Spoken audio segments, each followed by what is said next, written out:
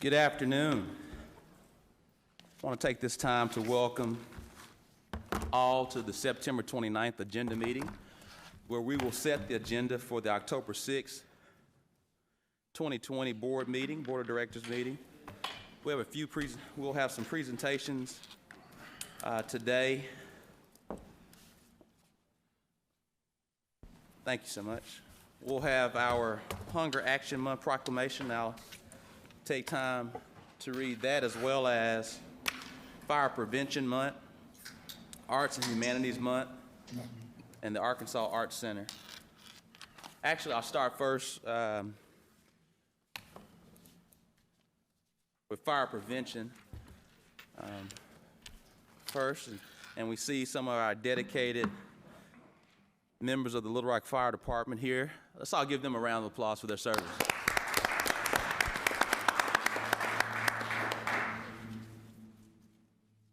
Whereas the city of Little Rock is committed to ensuring the safety and security of all those living and visiting our city, and whereas fire is a serious public safety concern both locally and nationally, and homes are the locations where people are at greater risk from fire.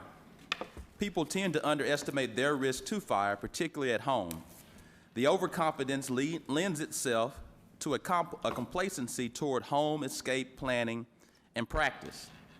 And whereas between January 1st, 2020 through September 21st, 2020, there has been 13 civilian fire fatalities reported in the state of Arkansas, and 1 civilian fire fatality in the city of Little Rock.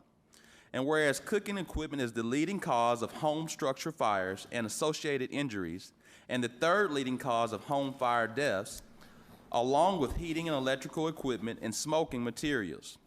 And whereas the risk of dying in a home structure fire caused by smoking materials rises with age, and home candle fires are reported to a U.S. Fire Department every 3 minutes on average. And whereas Fire Chief Delphon Hubbard and the men and women of the Little Rock Fire Department are dedicated to reducing the occurrence of home fires and home fire injuries through prevention and protection education. And whereas the 2020 Fire Prevention Week theme, Serve Up Fire Safety in the Kitchen, cooking is the leading cause of home fires and home fire injuries in the United States. Now, therefore, I, Frank Scott Jr., Mayor of the City of Little Rock, Arkansas, do hereby proclaim October 4th through the 10th, 2020 as Fire Prevention Week. Thank you again so much to the men and women of the Little Rock Fire Department.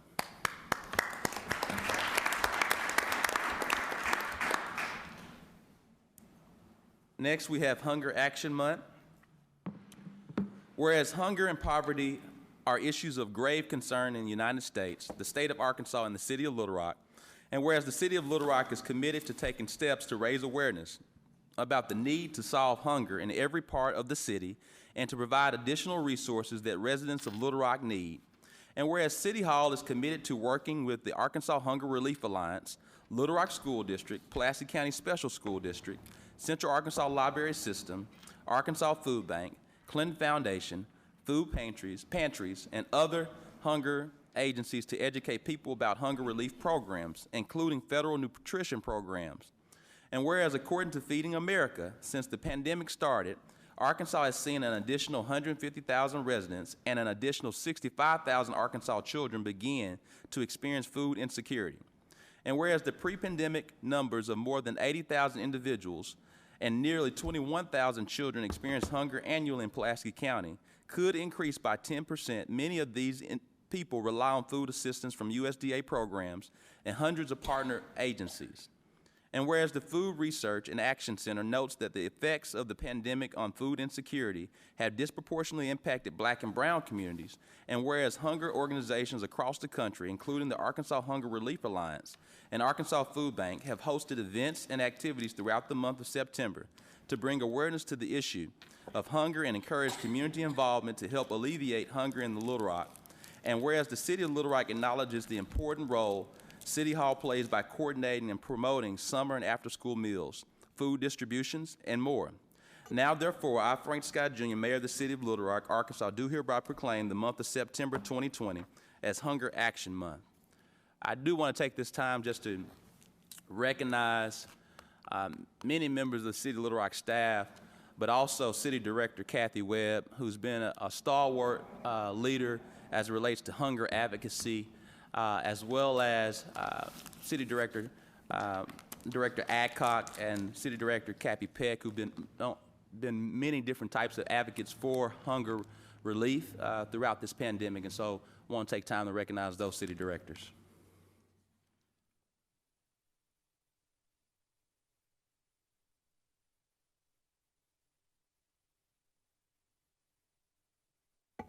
We'll now have Arts and Humanities Month, and then after that, we'll have Dr. Victoria Ramirez, who will give our Arkansas Arts Center construction update. Having a little technical difficulties. Whereas the arts and humanities are a key tool to unite Little Rock as they help people learn more about themselves and others, as well as create a platform for shared experiences.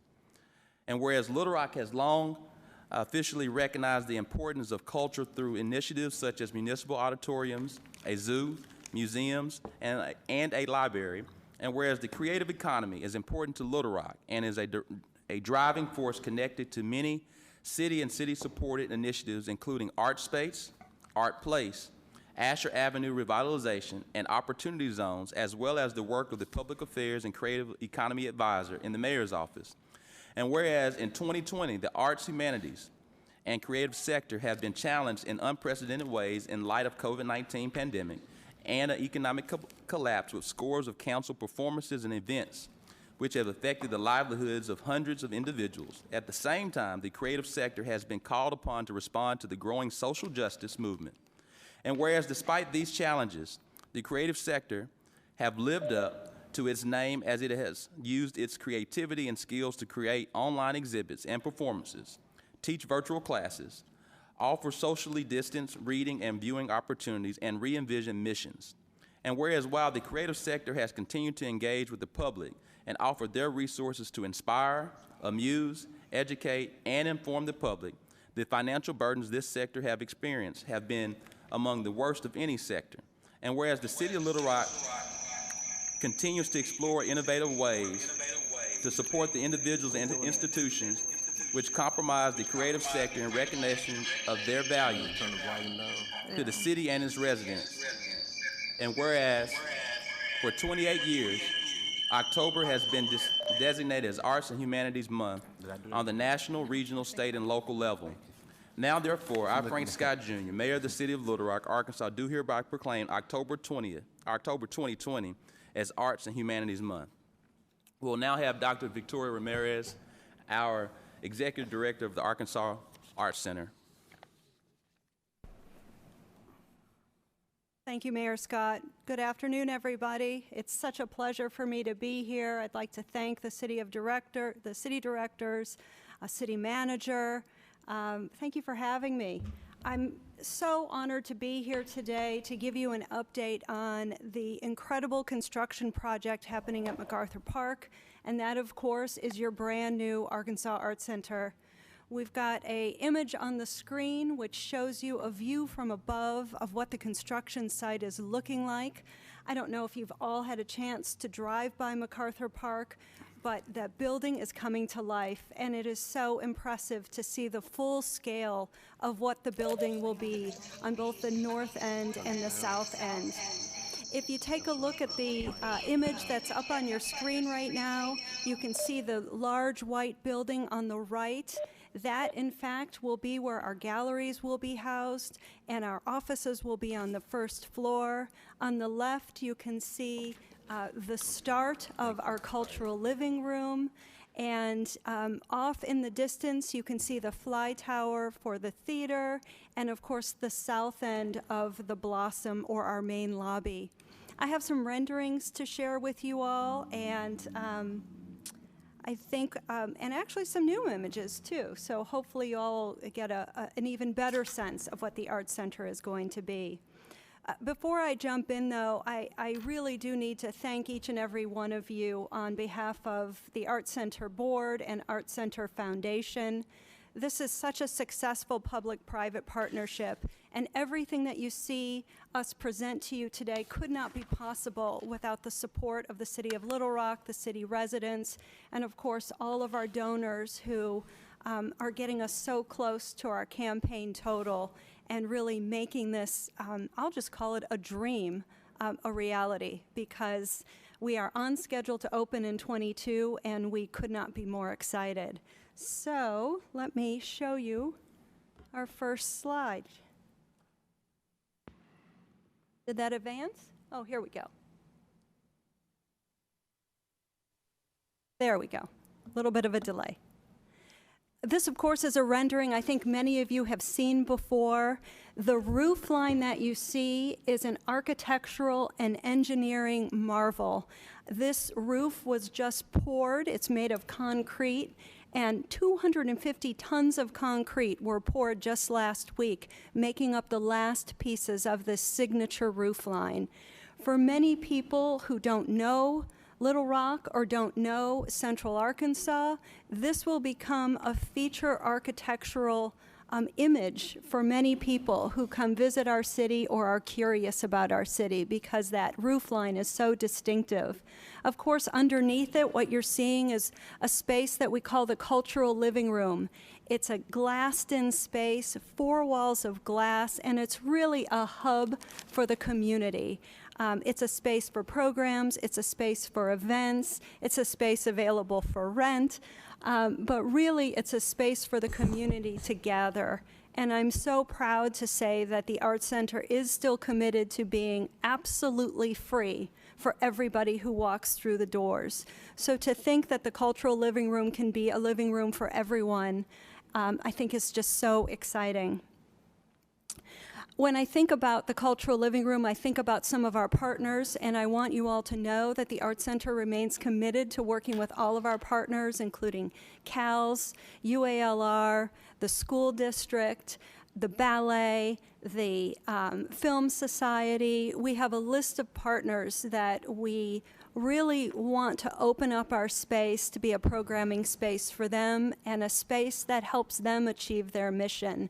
I'm so excited about what's happening in our school district. Many of you know I have a background in education, and it will be a personal joy for me to open up the doors and see school kids walk through our doors to experience art, to experience performing arts.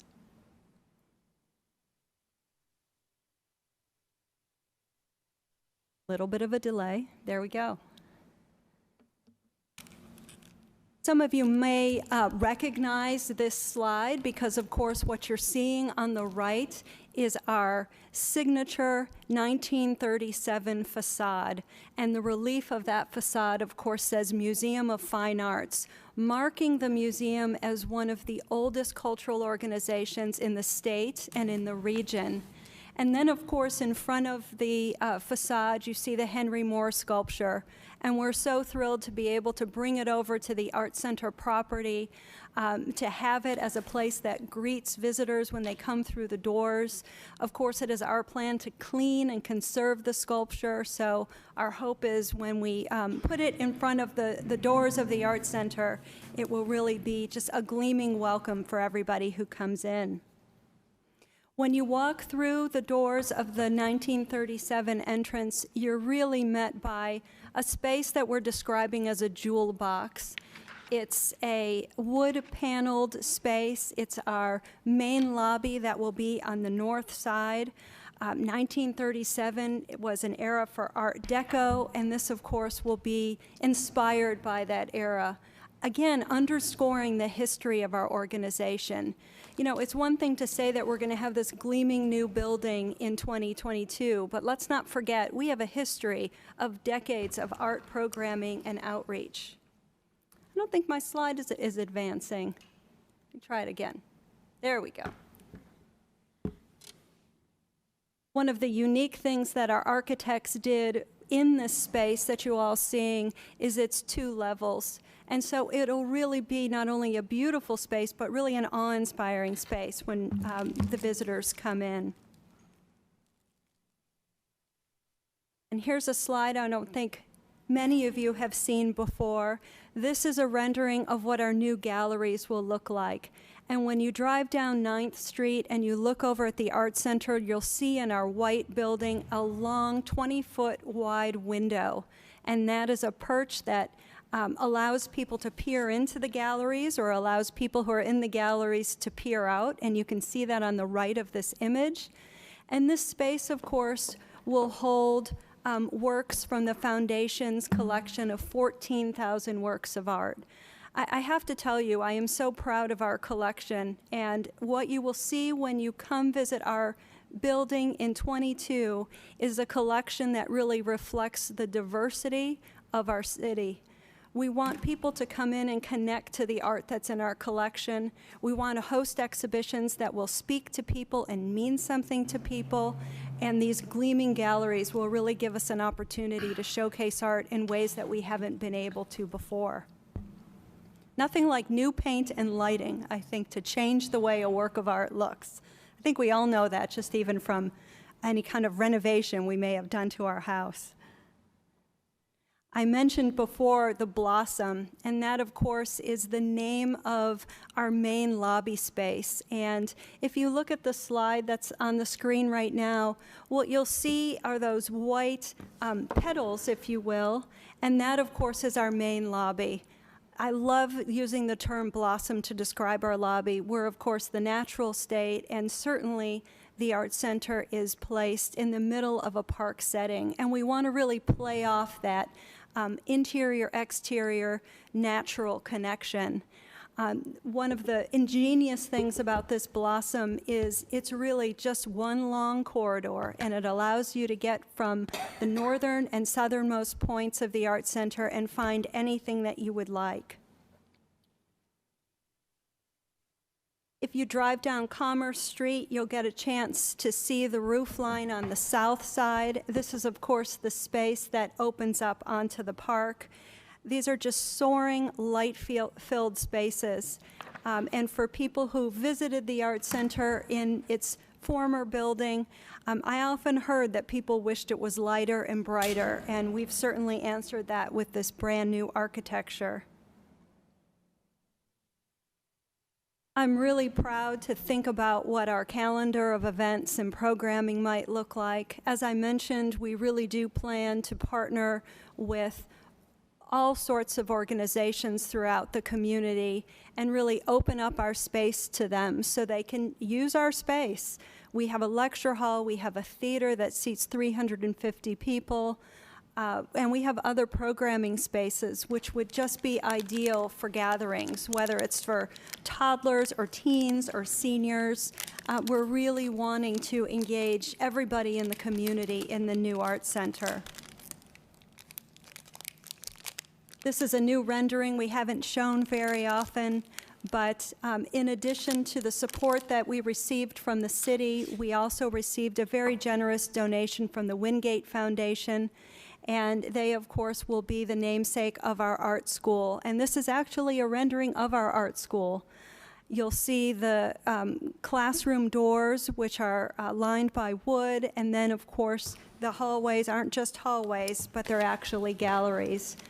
And I really do want to share with you all, even though the art school is the classes that we offer, we do require a fee. We also have scholarships, and we are not going to be an organization that would ever turn anybody away who wanted to attend a class but couldn't because the financial commitment was a hardship. People always ask me if the Art Center will have a restaurant and will serve brunch, and yes, we will. The restaurant is looking absolutely beautiful with interior and exterior seating. There's a terrific private dining room, which of course we would open up to the city directors for any kind of meetings that you all may want to have. And again, it just continues to connect that exterior and inward and interior space and emphasizes that we are part of MacArthur Park. In total, it's looking like we are landscaping a little over 6 acres of MacArthur Park, and I need to thank the city's Parks Department for their support and for their just participation. They've been very active in meetings and making sure that when we are planning out the Art Center's footprint in the park, it matches the rest of the park, and vice versa. We want the experience of coming to MacArthur Park and visiting the Art Center really just to be seamless. That's all I have for you today. I'm happy to answer any questions that you may have. And here's our cultural living room at dusk. So enjoy. Well, Dr. Ramirez, before we take any questions from the board, a little birdie shared with me that it'll be exactly a year that you've been at the helm this coming Thursday. It's truly been a pleasure to work with you, and thank you so much for bringing this beacon of light to light here in the city of Little Rock and Central Arkansas. So happy anniversary. Thank you. Thank you, Mayor. Yes, 1 year as an Arkansan. Proud to be here. Questions from the board? Questions from the board? Seeing none. Oh, Director Hines? Thank you, Dr. Ramirez. So I think construction will be done quite a bit ahead of you guys doing the art installation and actually opening for business. So what are the timelines on that, and when can we as directors get our first peek at the at the facility? Well, I will offer a tour to anybody as soon as 1 month from now, when all of our scaffolding will be down. So whenever you would like to have a tour, just let me know. But yes, you are correct. We will be, as a staff, moving back to MacArthur Park, I would say fall of '21, and then opening to the public in '22. It takes us quite a while to move in, to get the art acclimated, and just to take care of all of the details once we get the certificate of occupancy. So we want to make sure we have enough time there. But I think you know how to reach me, so let me know when you'd like to have a tour, or maybe Scott Carter and I will reach out to the city directors and offer up some dates. Thank you. Appreciate all your hard work. Seeing no other questions, we'll carry on with the agenda. Thank you again, Dr. Ramirez. Board members, are there any questions from items 1 through 17? Director Adcock?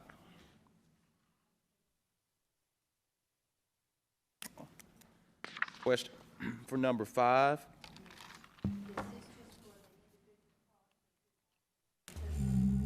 Director Honeywell, Director Adcock is asking, could you restate that again? Can we turn on Director Adcock's mic? Director Adcock, can you bring the mic closer to you? Okay. Thank you. Mr. Honeywell, is this for individual trash receptacles, or is this for dumpsters also? These are for the individual carts that we supply to residential homes. I would like for you to look at the dumpsters, because the neighborhoods are talking about that there's a long wait to get a dumpster. So before we start having all the neighborhood cleanups and everything again, would you look at our inventory of those and see if we might need to add some more to it, please? Certainly. Thank you. Mayor, I also have a question on 10 and 11. All right. After Director Adcock's questions for 10 and 11, Director Richardson will be next.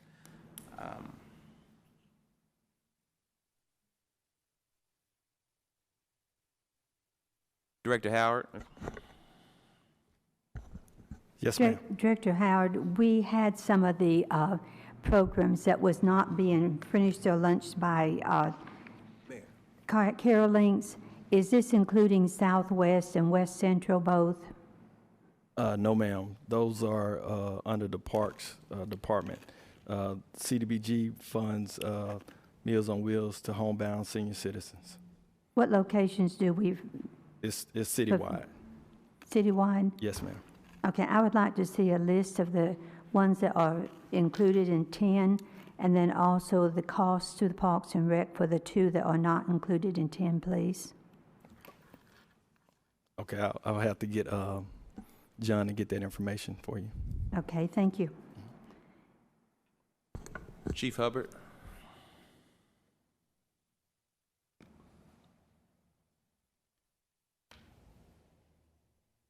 Chief Alford, is this for the second set of turnouts, or turncoats? Yes. Okay, and how many different sets will we need? Are we halfway through with this? This purchase will suffice 50% of our personnel. It will This be, is this is the second year of a 4-year plan. So we're on course. It will suffice 50% of our personnel, having a second set of turnouts. okay, thank you. All right. Seeing no other questions from items 1 through 17. Are there any questions from items 18 and 19?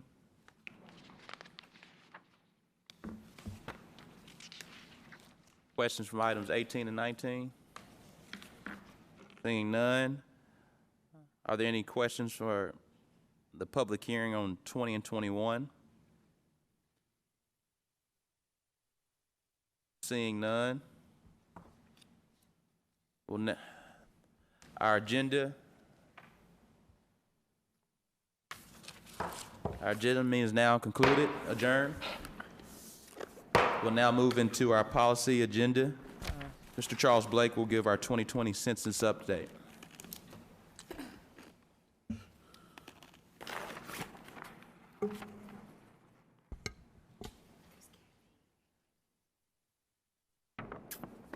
Thank you, Mayor.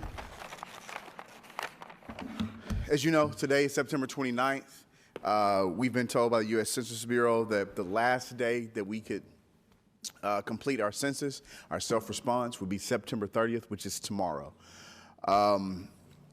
We have just, there was a ruling earlier last week about expanding the date back to October 31st. We haven't been advised by the U.S. Census Bureau if they're going to accept that date or not. So we are preparing as if tomorrow is the last day for self-response. If anything changes, we will be sure to let the board know. As we get into the census update. All right, currently, the city of Little Rock has a 63.2% self-response rate. Since the last time we talked, that's up about 4 percentage points. It is not without great effort, great intention, and the work of a lot of fine team members here at the city of Little Rock that we have gotten to, that we've dealt through the middle of the pandemic, having to alter our plans and change what our main thing was going to be door knocking, which was absolutely impossible to do this year. But we did get to 63.2%. When we compare those numbers to those across the nation, it's 66.4%. The state rate is under ours at 60.3%. And as you know, since we make up more than half of Pulaski County, the county trends with us, so they're right there with us at 63.6%.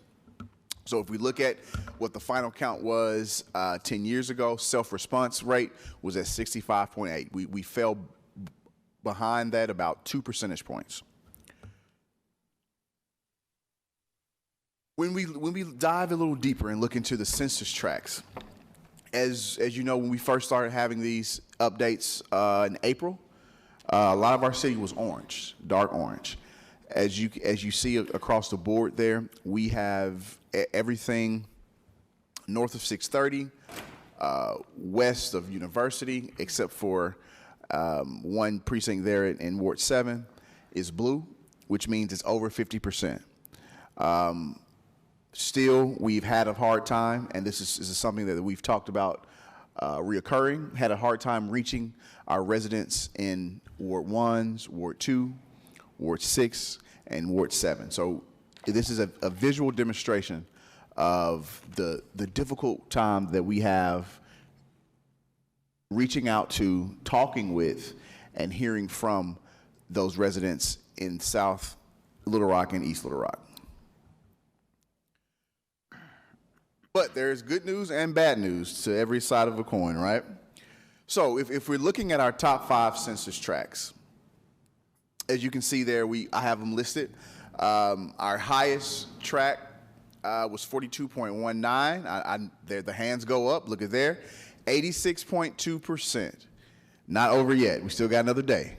The At pie- least. The pie throwing. At minimum, another day. Remember the pie, So- public pie throwing. Which is in Ward 4.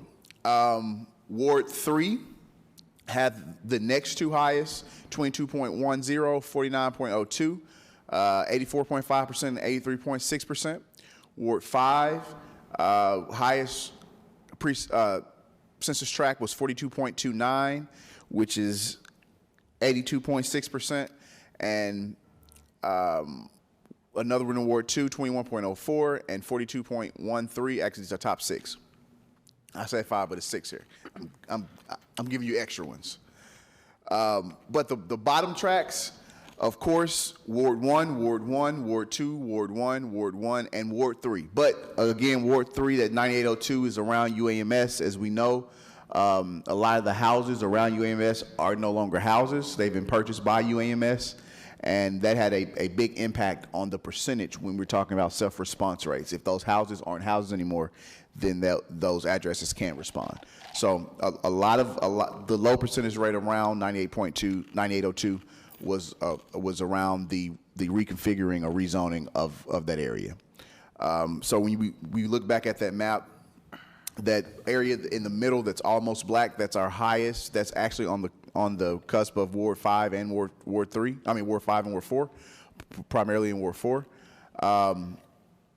And you can see that the darker the blue, the almost black is scattered around Ward 3, Ward 4, and Ward 5. But let's get to the effort that we had. Again, this is the date letting us know that September 30th is the new revised date. We haven't heard anything from the U.S. Census Bureau. We do know there was a ruling that mandated the Bureau to expand to October 31st. But as of today, they said that they are sticking with their September 30th date. So if we hear anything else, we will let you know. Once again, back to the conversation about South and East, these are our hard to count areas. These are areas we targeted, the shaded gray with the aqua outline. Those are the areas that we targeted in making sure we reach those hard to reach people. And when I say targeted, I say over the last 2 months, we have worked every day, and especially on the weekends, of being out in people's faces at the grocery stores, calling them, texting them, meeting them where they are to let them know how vital the census is. Let's start with the door hanger campaign. As you know, we had bilingual door hangers that we target the hard to count areas. Of those areas where we knocked on 5,000 doors in the hard to count area. Our mobile home team has spent the last 3 weeks on site signing residents up for the census in mobile home trailer parks. We went to 123 Latinx households and offered them assistance on the census. So once again, meeting people where they are. If you see here, a small picture of a door hanger in Southwest. Our census Saturdays. We brought this to you August the 5th, August the 14th, August the 12th, I guess. It was a Tuesday, letting you know that we're going to be at local grocery stores the 15th, the 22nd, and the 15th, the 22nd, and the 29th of August. What ended up happening is that it was such great coverage from our Census Day on August 14th that we had neighboring cities, Jacksonville, North Little Rock, call us and ask us how they could do it as well. We had people who wanted to partner with us, like the U.S. Census Bureau. So we end up having a very active 3 weeks and extending it into this month as well. Went to some Walmarts here, but went into Pulaski County. But what our numbers show us is that over those 3 weeks, at the Edwards on Main Street, Kroger's on Colonel Glenn, Geyer Springs, Roosevelt, San Jose Grocery on Geyer Springs, La Regional on Baseline, the Edwards on Baseline, and we got, in those 3 days, over 3 hours each day, we signed up 524 people at $3,000 a pop over 10 years. That's about $15 million that are being at the grocery stores for 3 hours a day in the month of August helped us help people respond. So that was a success. We got great coverage. We got great awareness out. What we also did, and I want to stop here and say, I said the team, but there are some members of our team that have been extremely intentional and adamant about making sure people know about the census. From Marcella to Doris to Kendra, Stephanie, Lamar, the mayor, the city manager, they've been out active, making sure that not only our residents know, but our employees know as well. What this graph shows you is our Census September activities. Those are the grocery stores we extended to on the Saturdays. We actually went with Ms. Cox. She should be mentioning that too. Didn't forget you, Emily. But they had a team go out to J.E. Davis and sign up employees after they got off work. We had people go to schools in Latin communities to make sure we were there. So what this shows you is that there are 78 calls, but with our efforts in showing up in September, sign up another 432 people for another $15 million over the next 10 years, which is excellent. And what you've been hearing about since July is our feeding program that were happening at Mosaic and at Southwest Community Center. It's not on the screen. But that number, can you see that number there, Allie? Can you scroll down? Is it up there? Cut off on me. But I want to say it was over 900 people.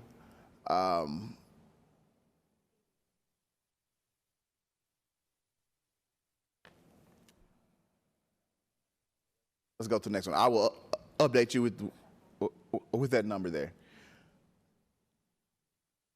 So, with our outreach program, with our phone calling, with our texting, what we did is we made 15,000 calls in the hard-to-count area.